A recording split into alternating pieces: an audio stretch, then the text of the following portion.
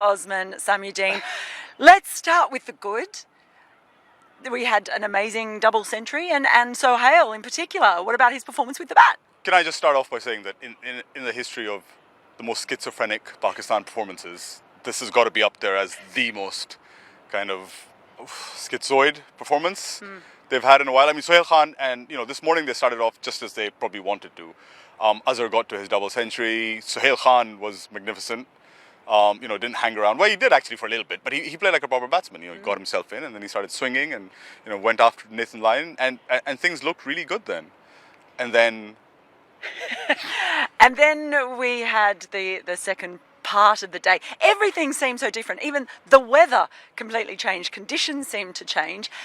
Talk us through Misbah's tactics. I'm not sure I know what he was trying to do. I mean, okay. So the theory is that he's, everyone knows he's bowling this leg side line to David Warner. He's getting Yasir to bowl this leg side line to David Warner, and he puts 3 men out on the offside and 6 on the leg side. And apparently it's because he doesn't want to feed Warner's strength outside off stump. So he doesn't want him to free his arms. One, that's a really negative kind of line to start with.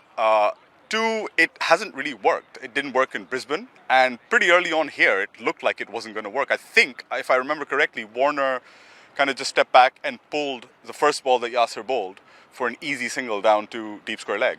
And it just kind of continued from there. And, the few times that Yasir did go onto the off stump, initially, as you pointed out in the day, he troubled Usman Khwaja, and he kind of troubled Warner a little bit. But then he got hit through the offside a lot for boundaries, but that was because there was nobody standing there.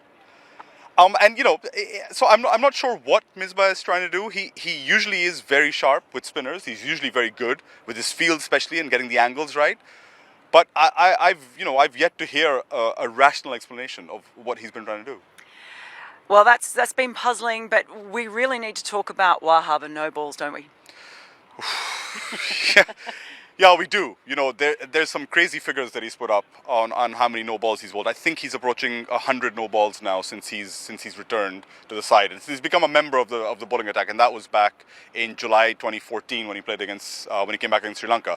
Now he's bowled really well in that time. He's been a really, really good addition to Pakistan. He's found himself as a bowler, I think. He knows what his role is a lot of the time. But he's just got this thing with the no ball, and I just can't believe. I can, because it's Pakistan and these things happen, but I just cannot believe that under Misbah, which he's had this really disciplined unit for the Pakistan side. He's made things work in some kind of processed way.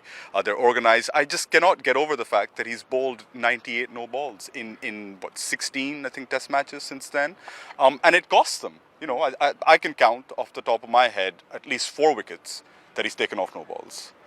Including one today, and it was a beautiful delivery. It was a wonderful spell. It was an amazing spell, except he bowled, I think at one stage, 5 no balls in 12 deliveries. For Pakistan, then where do they go from here? Because they looked like they had Australia on the back foot, but now